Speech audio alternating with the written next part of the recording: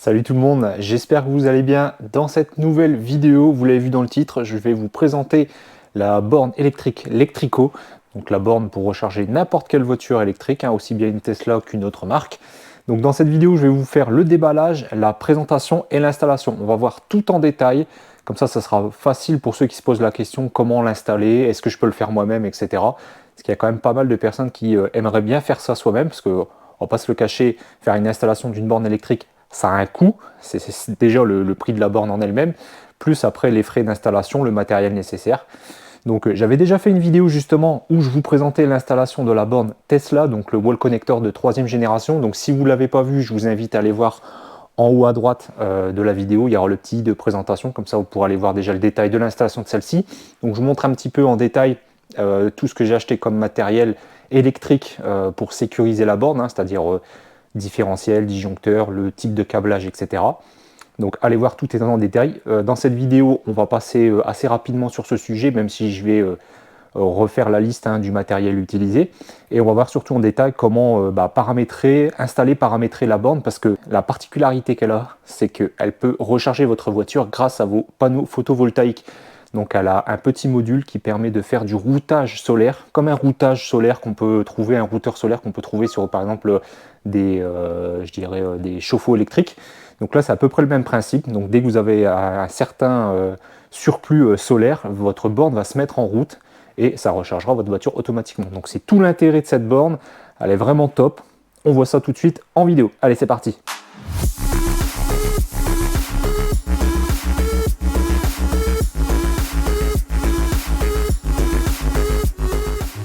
Alors, dans un premier temps, on va faire le déballage. Je vais vous montrer un petit peu le contenu justement du colis. Pour info, au niveau de la position, donc au début, je m'étais dit je vais remplacer ma borne, mais en fait non, je vais mettre les deux. Donc il y a ici à droite, enfin pour vous, votre gauche peut-être, il y a la borne wall connector Tesla, donc la wall connector de 3e génération, et moi je vais la mettre ici là à droite de la porte.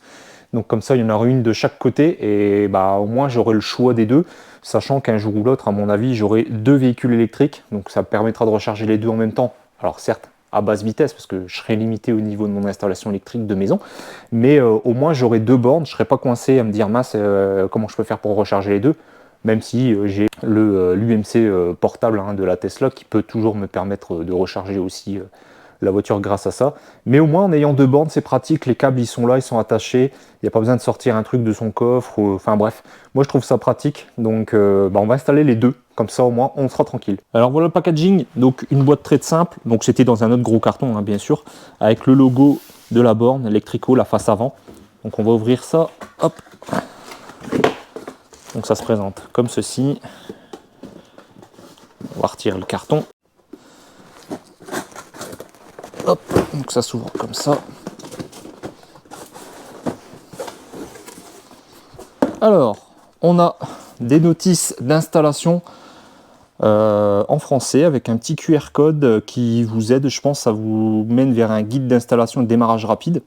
Donc ça c'est pas mal. Et là vous avez le fameux module qui va être à brancher. Donc ça je vais vous montrer aussi parce qu'il y a une petite particularité pour l'installer. Donc c'est un petit module, on va le voir dans la boîte, qui se connecte à la borne en Wi-Fi et vous devez l'alimenter sur un de vos disjoncteurs. Et ensuite vous avez une petite pince ampère-métrique à connecter sur votre arrivée principale d'électricité. Donc alors normalement c'est l'arrivée principale, mais si vous avez bien un câble, si vous arrivez bien à identifier un câble qui va de votre disjoncteur principal jusqu'à votre tableau électrique, vous le mettez sur celui-là et ça fera parfaitement l'affaire. Ensuite ici on a justement un petit guide aussi pareil avec, je ne sais pas si vous le voyez en vert, la forme de la borne en fait qui vous permet de prédéfinir les trous sur votre mur de fixation. Donc ça c'est plutôt bien fait, c'est pratique. Au moins pour pouvoir centrer les trous, ça posera pas de problème. On va s'aider justement de ce document. Et ici on a la liste de ce que vous avez besoin comme matériel pour le faire vous-même, donc perceuse, etc. Il vous donne quelques dimensions à respecter, quelques précautions à justement à faire attention. Voilà, donc normalement la borne est IP54, c'est écrit ici, donc elle résiste aux projections de pluie, donc elle peut être tout à fait mise à l'extérieur, il n'y a pas de souci de ce côté-là.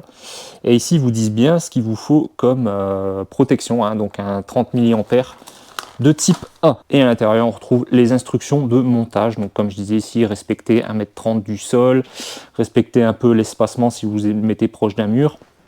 Là, on vous propose de faire une installation, soit de passer le câble par derrière, soit de passer le câble par en dessous. Donc nous, on ne passera pas en dessous. Mais sachez que si votre câble sort du mur, bah, c'est tout à fait possible de pouvoir le passer par derrière. Donc il y a 2 emplacements, ça c'est pas mal. Alors voilà comment ça se présente. Donc ici, on a simplement le couvercle. Donc ici, on aura les LED il y aura une animation lumineuse quand on mettra en charge ou quand on l'allumera. Donc voilà, ça c'est simplement un cache qu'il faudra venir mettre en dernier pour fermer. On va enlever ça. Alors voilà la borne. Donc le câble fait normalement 5 mètres. On vérifiera ça tout à l'heure. J'ai été regarder dans la doc technique. Donc normalement 5 mètres, il faudra, on mettra au sol puis on mesurera. Voilà. Donc ici c'est bien parce que vous avez un bouchon. Donc ça c'est vraiment bien pensé justement pour que ça puisse rester à l'extérieur. Donc bien pensé à refermer. Donc ici on a un petit bouchon, donc c'est une presse-étoupe, ça s'appelle, pour refermer en fait le câble. Quand vous passez votre câble ici, vous mettez ce système là. Donc là, moi, on va voir comment je vais le mettre parce que j'ai pas le câble rigide en direct. C'est une gaine qui va passer dedans, mais elle est grosse, donc j'espère qu'elle rentrera dedans. On verra ça après. Ici à l'intérieur, vous avez le petit module qui va justement regarder l'injection que vous faites en photovoltaïque, en surplus, et c'est lui qui va dire à la borne, top, tu te mets en route pour recharger à telle puissance. Donc en plus, ça va gérer la puissance en fonction de votre surplus, donc ça c'est plutôt cool. Donc voilà le petit module qui sera branché. Et ici, vous avez la fameuse pince ampère-métrique qu'il faudra mettre autour de votre arrivée électrique principale. Donc ça se met sur la phase. Ici, des petites vis, des petites fixations. Voilà les vis pour refermer le capot avant. Donc il n'y a pas de vis de fixation fournie avec. Donc il faudra prévoir ça de votre côté. Donc bien y penser. Donc prévoyez un système de fixation vous-même. Bon, après des simples chevilles avec des vis classiques, j'ai envie de dire, ça devrait le faire. Après ça va dépendre de votre support. Si c'est une planche en bois, un mur en béton, voilà, parpaing, brique. Bref, nous ici, ça sera du parpaing. Donc la borne, je disais, donc on a le wall connector de 3e génération que j'ai installé déjà il y a un petit moment. Donc nous, on avait fait remonter le câble comme ça, on était redescendu, on était passé par là derrière, donc ça avait été très compliqué d'ailleurs à passer. Et j'avais remis un boîtier, parce qu'ici, je suis plein, je ne peux plus rien mettre. Donc j'avais rajouté un boîtier supplémentaire. Donc j'ai déjà rajouté un disjoncteur de 40 ampères. Donc ici, il vous faut un 40, pourquoi pas un 32 alors que la borne ne peut livrer que du 32 ampères maximum, donc 7,4 kWh. Tout simplement parce que il faut toujours surdimensionner légèrement en cas de chauffe ou voilà, de légère surtension. Au moins, il n'y a pas de risque que ça saute trop facilement au niveau de votre disjoncteur.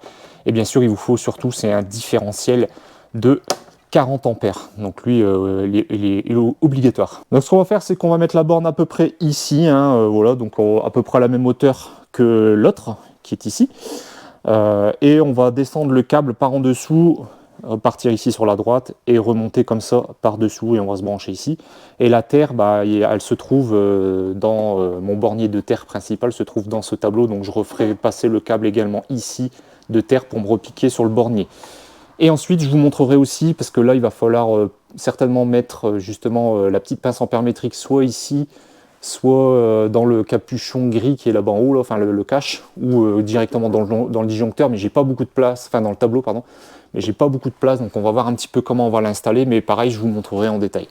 Bon, et ici, c'est à part, c'est ma climatisation, donc ça, on n'y touche pas du tout. Donc tout sera regroupé ici, du coup, de ce fait-là, comme ça, je pourrai gérer les 2 bornes. Donc ici, c'est la Tesla, enfin le wall connector de 3e génération. Et ici, on aura la borne Lectrico. Donc je voulais remercier Lectrico, ils ont été super sympas de m'envoyer cette borne électrique. Ils savaient que je faisais un projet solaire, justement, d'extension. Donc j'allais avoir du surplus, etc. Donc du coup on a communiqué ensemble et puis ils m'ont proposé de tester et de vous montrer en détail l'installation chez un particulier, pas par un professionnel. Comme ça je sais que ça va aider pas mal de gens qui ont envie de le faire eux-mêmes. Donc comme ça, grâce à ça, j'espère que ça pourra vous aider et vous faciliter l'installation de votre borne. Donc encore merci à Lectrico. Vous retrouverez en description les liens justement pour pouvoir vous procurer cette borne. Donc il y aura le site de Lectrico avec toutes les informations auxquelles j'aurais peut-être oublié de vous dire dans cette vidéo, mais en tout cas vous retrouverez tout sur leur site internet et vous pouvez vous procurer cette borne sur le site Amazon France, donc ça c'est cool, du coup c'est assez facile pour pouvoir se la procurer. Donc je vais procéder à la pose de la borne. Donc là, ça sera pas très compliqué, hein. Donc moi ici, je vais préparer, je vais faire quelques trous, voilà, pour fixer ma gaine, pour passer mes câbles. Donc je vais mettre du 10 mm carré au niveau des fils. Alors, il n'y a pas une grosse longueur, mais je préfère rester sur du 10 carré, c'est, je dirais, entre guillemets, la norme, même si normalement, du 6 carré, ça serait suffisant pour arriver jusqu'au disjoncteur, parce qu'il n'y a pas une grosse distance. Mais du 10, c'est bien, au moins vous êtes sûr, vous êtes safe, comme ça on ne prend pas de risque. Donc je vais procéder ça peut-être en time-lapse ou en photo, je vais vous montrer un petit peu, parce que bon, il n'y a rien d'intéressant, là il y a juste à percer, et puis voilà, mettre la gaine, fixer. Je vous montrerai quand même le branchement dans le coffret électrique. Et puis voilà, une fois que ça sera prêt à brancher au niveau de la borne, là je vous montrerai comment on fixe, enfin, comment on branche les câbles, etc. Mais là pour le perçage, tout ça, ça sera certainement en time-lapse.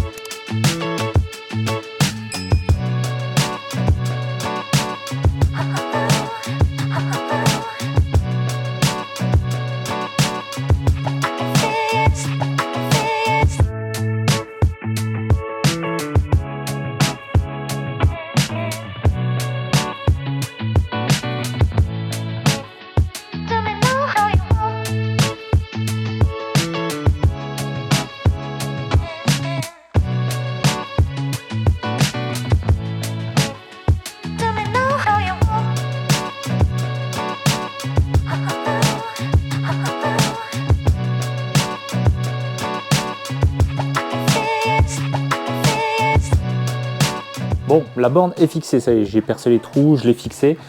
J'ai commencé à percer aussi en dessous pour pouvoir passer les câbles. Donc moi je vais être un peu coincé avec ma gaine, je ne sais pas trop encore comment je vais faire. Mais la partie pressée toupe, je ne vais pas pouvoir la poser, alors je vous montre.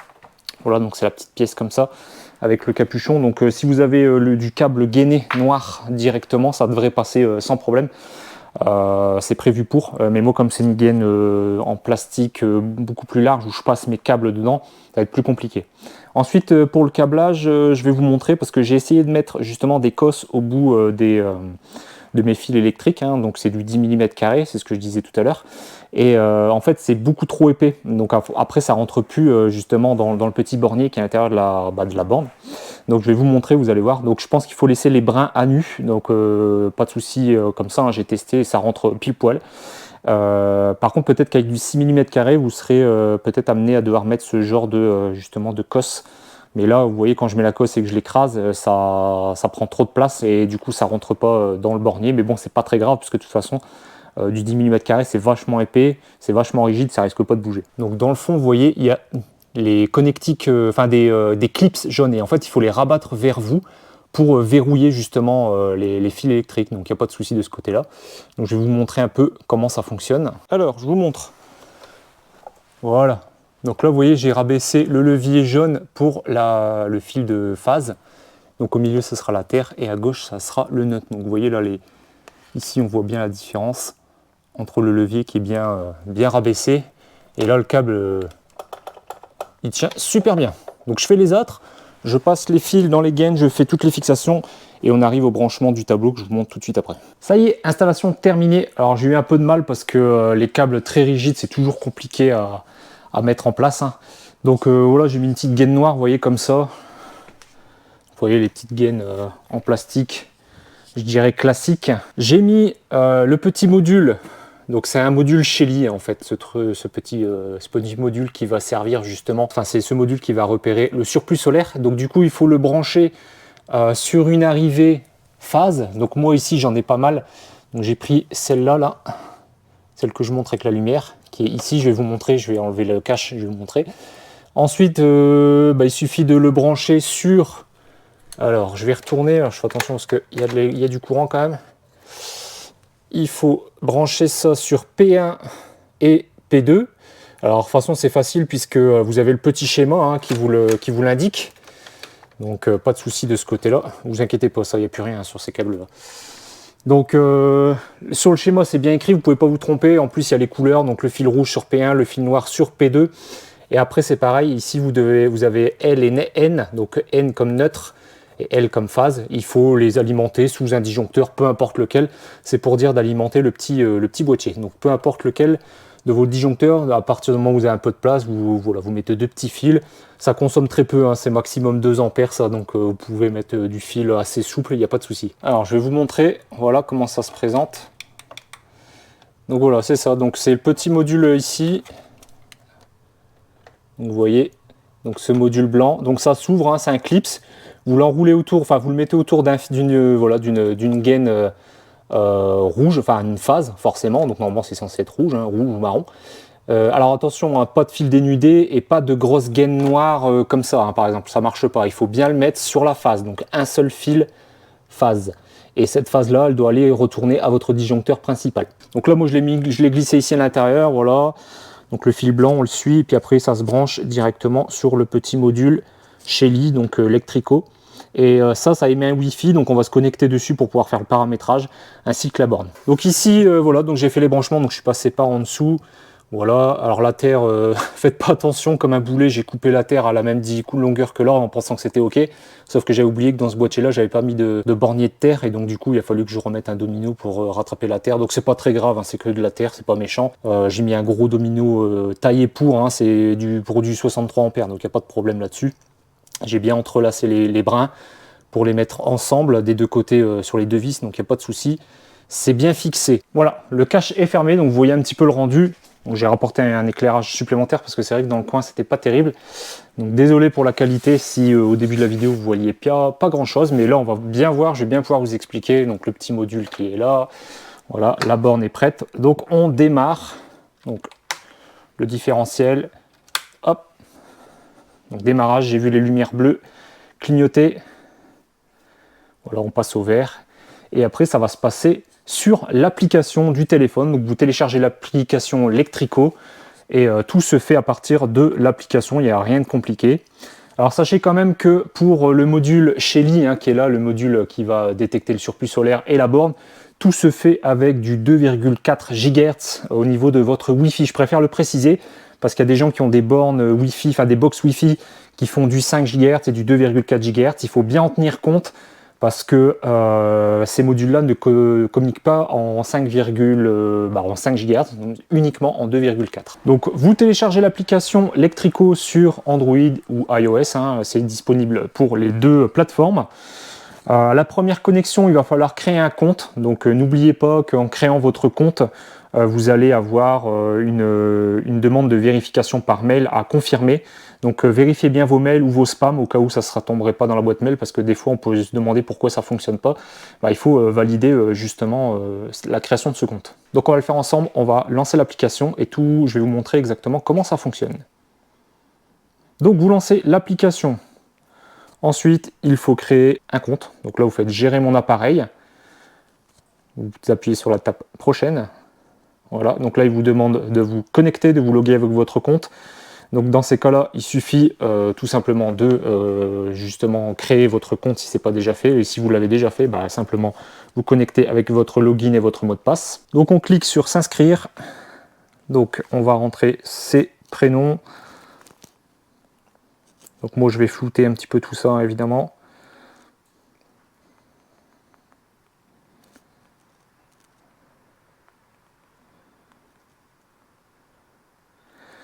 Donc vous créez un mot de passe.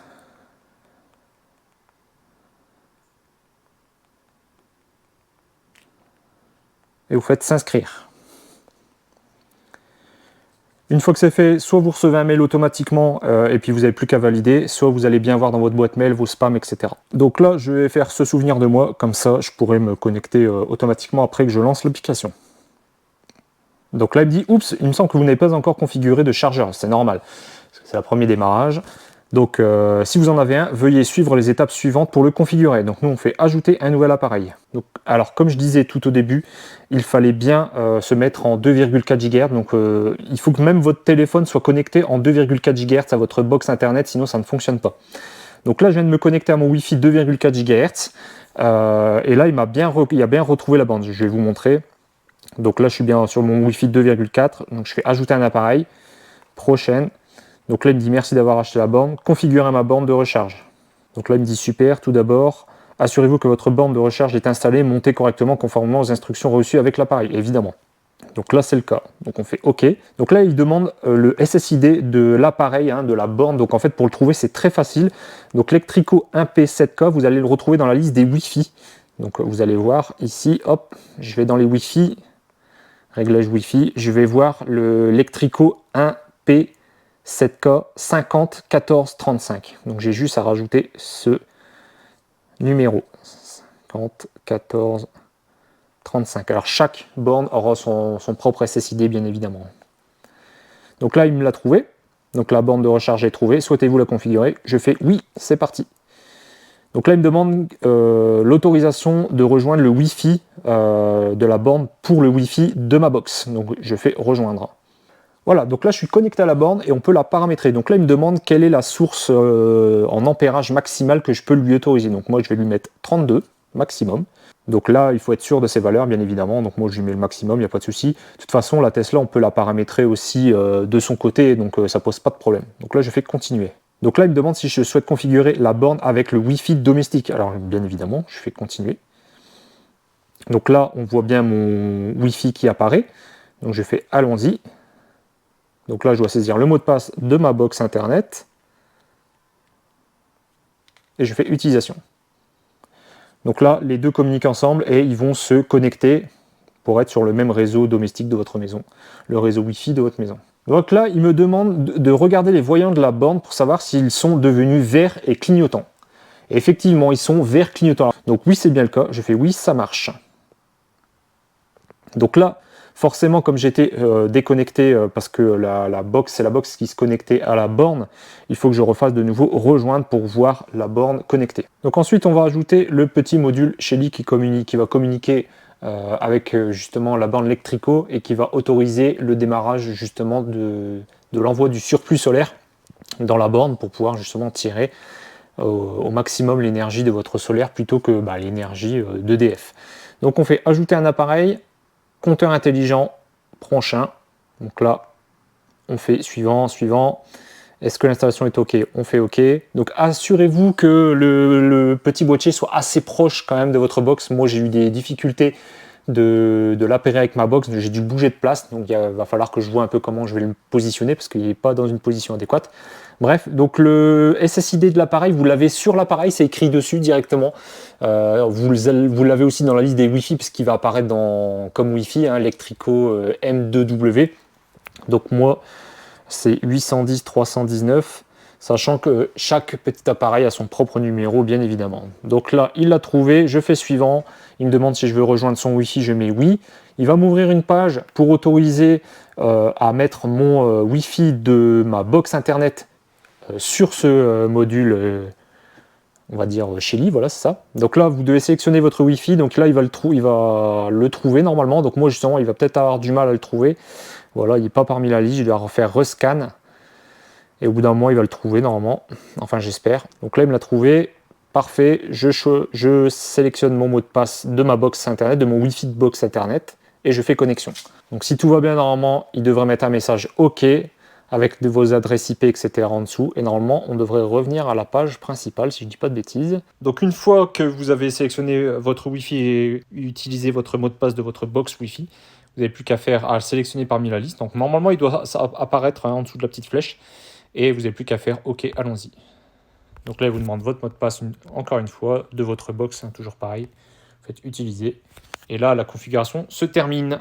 Donc vous laissez tourner hein, l'application, ça peut être un peu long, le temps que les appareils se connectent entre eux, etc. Donc vous laissez faire, au bout d'un moment, ça va revenir au menu principal. Donc une fois que la configuration est terminée, vous allez pouvoir activer une option supplémentaire. Donc vous appuyez ici sur le petit logo avec les 3 petites barres, donc à côté du nom de votre borne. Et vous allez avoir une option qui s'appelle mode d'équilibrage de charge. Donc là, il faut être forcément Wi-Fi, sinon ça ne pourra pas fonctionner. Donc vous êtes obligé d'être connecté chez vous hein, pour faire cette modification. Donc vous appuyez. Donc là, on voit que je suis en mode équilibrage de charge off. Donc du coup, il va falloir l'activer pour pouvoir activer cette fameuse option de recharge green. Donc uniquement avec le surplus solaire. Donc là, équilibrage de charge. En plus de ça, donc l'avantage de pouvoir recharger avec le surplus solaire, vous allez aussi pouvoir faire du délestage. C'est-à-dire que si vous dépassez je dirais, votre consommation maximale que votre maison peut faire. Par exemple, moi je suis en 9 kVA, donc ça sera 45 ampères. Et bien, vous pouvez lui dire que si je dépasse 45, on baisse la puissance de recharge de la voiture automatiquement. Donc pour ça c'est facile, donc il suffit d'activer le petit bouton, voilà, donc équilibrage de charge activé. Ensuite, vous choisissez votre ampérage, donc moi c'est déjà fait, 45 ampères, et vous pouvez aussi activer énergie solaire disponible si vous avez justement des panneaux solaires et que vous pouvez faire au minimum 1400 watts de réinjection, parce que c'est la norme minimale pour pouvoir recharger une voiture électrique, hein, avec les bornes électriques minimales avec le surplus solaire, c'est 1400 watts, vous ne pouvez pas faire moins. Donc ensuite ici, vous pouvez choisir un peu plus bas votre fonction de recharge, donc soit en power, c'est-à-dire c'est uniquement quand vous voulez, avec la borne, avec votre électricité. Donc là, il n'est pas question d'utiliser du surplus solaire. Ensuite, vous avez le mode hybride qui va prendre à la fois votre surplus solaire et il manque un complément, par exemple si vous ne produisez que 1400 watts, mais vous voulez recharger jusqu'à 2000 watts, eh bien, ça prendra le surplus solaire en plus je dirais, de votre courant électrique, de votre électricité d'EDF. Et ensuite, vous avez le green, donc là, c'est le 100% green. Donc, vous rechargez uniquement avec le surplus solaire si vous atteignez minimum les 1400 watts de puissance, donc 1,4 kWh. Donc, c'est bien précisé en dessous. Donc, vous voyez, hybride, vous avez bien la définition, chargé avec un surplus d'énergie solaire ou une puissance minimale de 1400 watts, juste au surplus d'énergie et continuer de charger même lorsque le surplus est insuffisant. Donc, c'est-à-dire que même si le surplus également, c'est vrai que je n'ai pas précisé, vous redescendez par exemple à 1200 watts, et ben ça va prendre les 1200 watts, plus si vous avez déterminé d'aller jusqu'à 2000 watts, ce qui manque sur votre énergie d'électricité, votre fournisseur d'électricité principal. Donc nous, on va mettre 100% green. Et ensuite, ici, il faut activer s'applique également à, et vous l'appliquez à votre borne électrique, Electrico, parce que de base, ça ne sera pas activé. Donc une fois ceci fait, vous allez avoir un nouveau menu qui apparaît. Ici, vous voyez votre barre, vous pouvez aussi directement changer votre mode de production. Et si vous appuyez sur la petite flèche en bas, vous avez le détail du temps de charge connecté, le courant, la tension, etc., etc.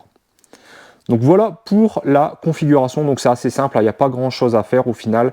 La partie la plus longue, c'est vraiment de synchroniser la partie de la borne à votre réseau Wi-Fi et votre module Shelly, là, le module qui permet de détecter le surplus solaire. Alors ça y est, moi j'ai tout remonté, hein. Ici j'ai remis tous les caches, ça y est, comme prévu, j'ai bien remis la boîte sur le couvercle, sur le disjoncteur, sur le boîtier des disjoncteurs, etc.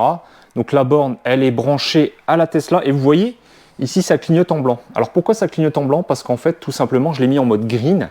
Et comme j'ai pas assez de surplus solaire, eh ben, la voiture ne se recharge pas. Donc on est bien en pause ici. Donc il n'y a pas de recharge qui se fait. Par contre, dès que ça va détecter du surplus solaire, notamment 1400 watts, hein, c'est vraiment le minimum, ça va se mettre en route. Donc ensuite, après, quand on lance la charge classique, hein, si vous voulez recharger de manière totalement normale, pour ceux qui n'ont pas notamment de panneaux solaires, hein, qui veulent recharger la nuit par exemple aussi, même en heure creuse, eh bien, vous passez sur la fonction Power. Et puis là, la charge va démarrer automatiquement, hein, surtout si vous aviez mis green avant. Et vous avez la petite animation ici, donc on a les petites LED qui tournent, hein, qui indiquent que la charge est en train de se faire. Et ensuite, dans l'application, eh ben, vous pouvez choisir votre ampérage maximal. Hein, donc là, par exemple, moi, je l'ai limité à 25 ampères, parce qu'avec tous les appareils que j'ai à la maison, je ne peux pas faire beaucoup plus, malheureusement. Après, on a aussi la fonction de délestage. Donc on va pouvoir tester également, je vais vous montrer. Là, je suis à 25 ampères. Donc ma maison, c'est 45 maximum. Donc je vais pousser à fond, donc on va mettre à 32. Donc on va voir si le délestage fonctionne. Et je vais lancer un four, plus d'autres appareils qui vont consommer beaucoup plus.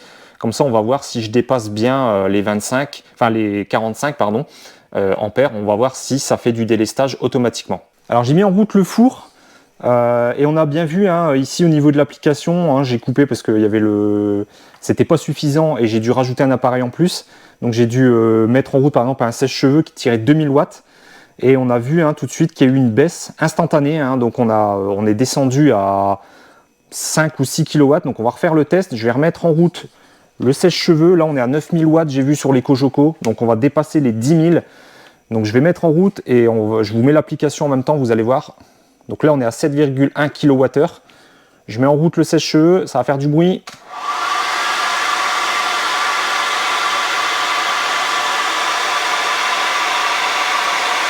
Voilà, vous avez vu 6,2 kWh. Il ajuste bien. 6, vous avez vu, hein, il descend, il m'a descendu ça à 27,3 ampères, 29, ampères. Là, ça remonte vu que j'ai éteint. Donc vraiment, le délestage fonctionne parfaitement. Donc là, ça, la fonction délestage, c'est parfait parce que c'est quelque chose que je n'avais pas avec la borne de Tesla. Et j'étais toujours en train de réfléchir à à combien je devais mettre la voiture parce que ce soir-là, je savais qu'il y avait à la fois le cumulus qui se mettait en route, j'avais mis une machine à laver, éventuellement le four le soir ou alors un sèche-linge. Et tout ça, si on n'en prend pas compte, forcément, ça peut être problématique si vous n'avez pas de délestage. Donc vous avez vu aussi, au niveau de l'animation, plus vous mettez puissant, plus ça va vite. Donc là, on est au maximum, on est à 32 ampères. Et si je réduis, vous allez voir, donc je vais mettre à 16 par exemple. Vous voyez, ça tourne beaucoup moins vite. Donc ça, c'est quelque chose que je viens de remarquer. Je n'avais pas du tout vu ça dans les fonctionnalités. C'est plutôt cool.